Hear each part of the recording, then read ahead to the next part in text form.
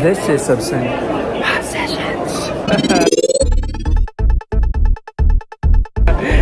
Today is Sunday and I'm here at the GalaxyCon here at Raleigh, North Carolina. I'm gonna flip now my camera and show you what's happening down there.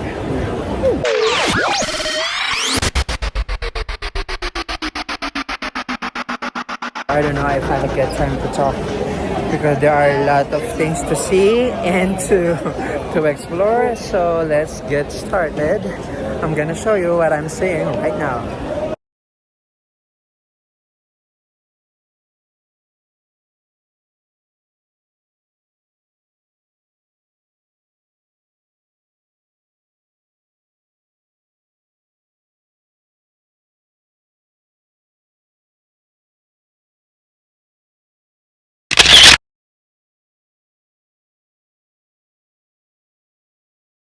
Okay, just finished my moment with the Ash voice itself. I'm so happy. So let's get started. Hi guys, let's try the voiceover. So today I'm taking you with me sa isang very interesting na experience dito sa Raleigh, North Carolina, mismo sa GalaxyCon Raleigh 2026. Happening at Raleigh Convention Center. Pero bago ako mag-explore pa, gusto ko munang pasalamatan yung aking dear friend, ang pinakamabait kong friend for giving me this pass. Thank you bro, Paolo, for the free ticket. I appreciate it and maraming salamat. Well, ano ba yung GalaxyCon? Basically, yung GalaxyCon is a huge pop culture convention.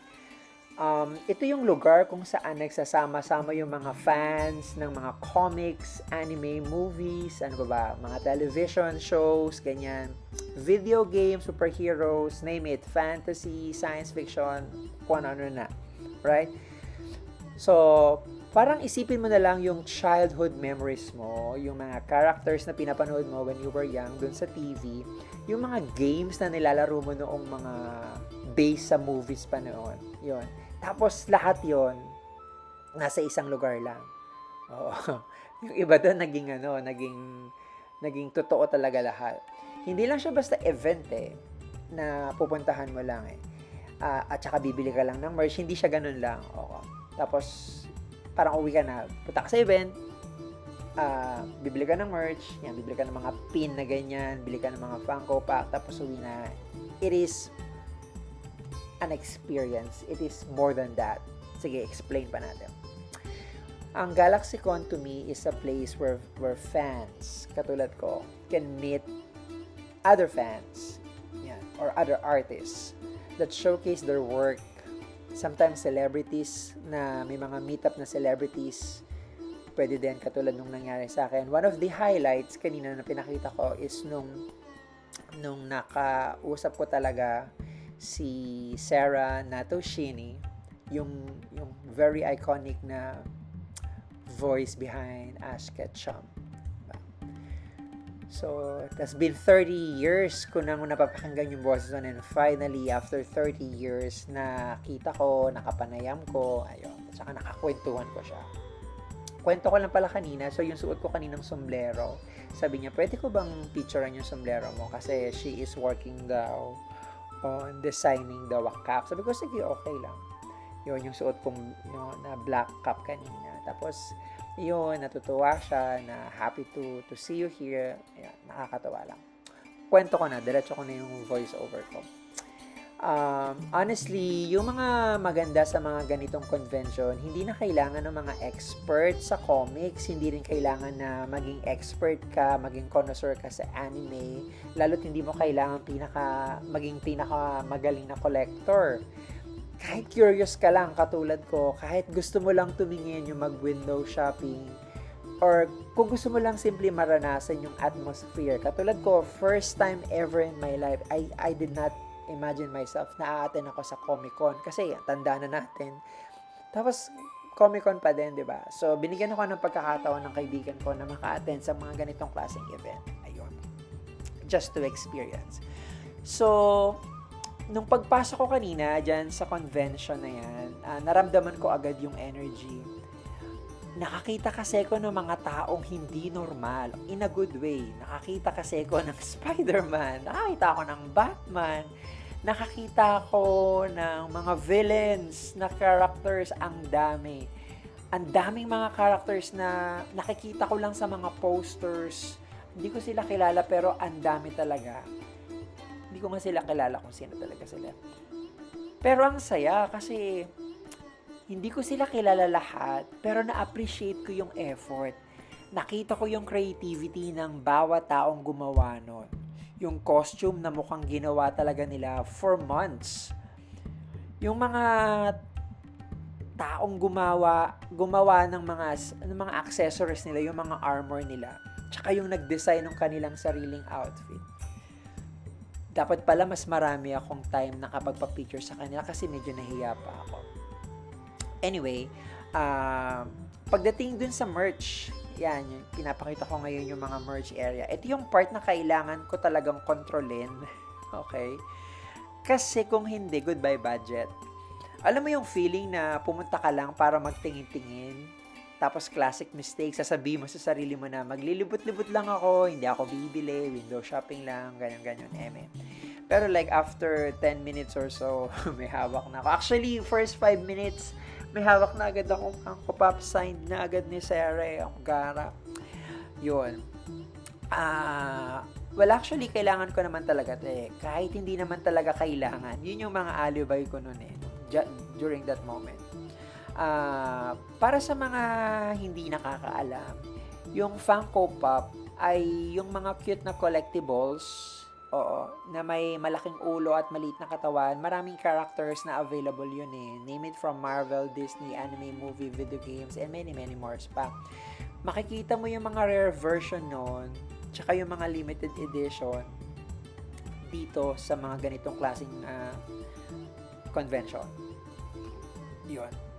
Meron din mga tao kasing mahilig mag-collect dahil hindi lang siya laruan. For many people actually, it represents memories. Katulad ko, kinokollect ko yung mga Funko Pop na characters. Not to play, but to display and to always revisit memories. Medyo corny na tayo da. Every time makikita ko kasi siya sa shelf ko, naaalala ko yung TV na pinapanood ko palagi na nagustuhan ko nung bata. And it really connected me to that character. Well, aside sa Funko Pop, marami ding mga collectibles. Ayan, nakabili na ako dyan.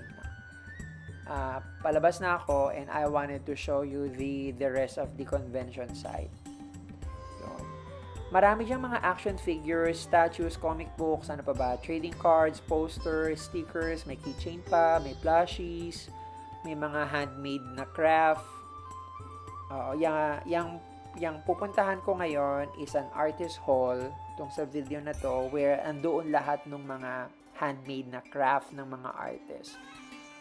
Tsaka mga customized na artwork nila. Yun.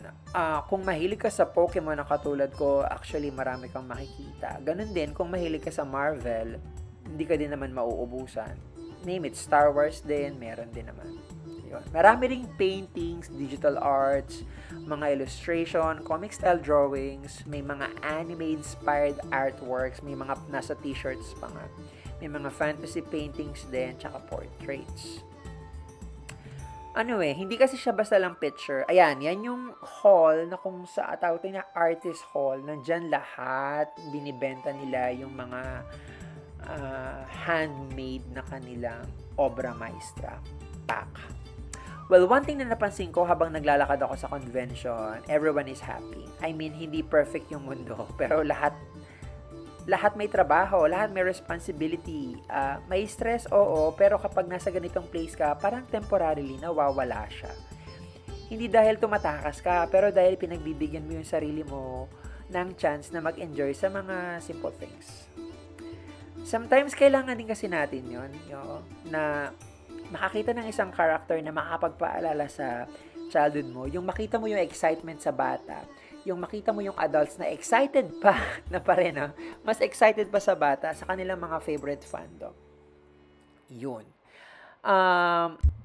Ang GalaxyCon gives people a reason to bring that happiness back. And to me, I am so grateful that na-experience ko to ever in my life. Every time yan, yung fridge magnet na binili ko, every time na nagta-travel talaga ako to places, bumibili talaga ako something to bring home and to put it on our fridge, and yung fridge magnet.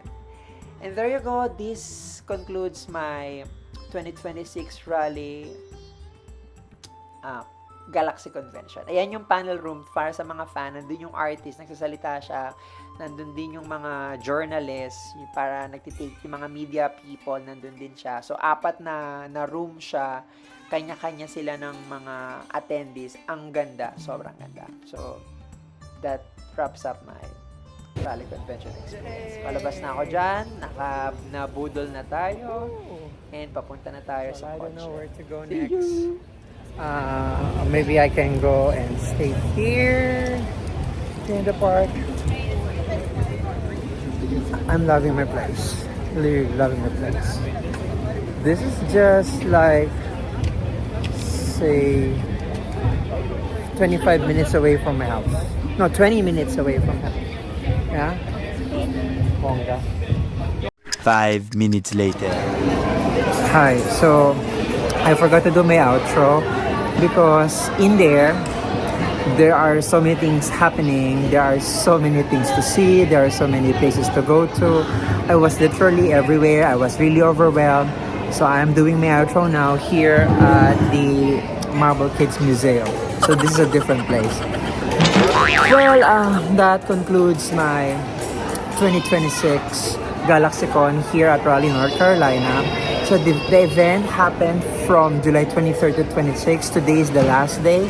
And you know, when it is the last day, mostly it's a jump pack of people, jump pack of celebrities, and not most, but some of the items are really for sale. Anyway, GalaxyCon is not a normal Comic Con. It's a little bit notch higher than Comic Con. What is happening? Okay, so I think there's some birthday happening here. Let me post my vlog.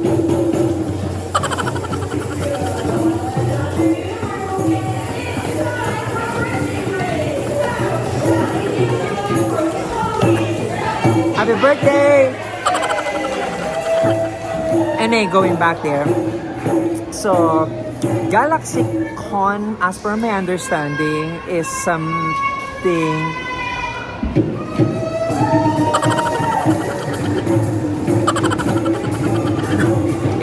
one notch higher than a regular Comic Con.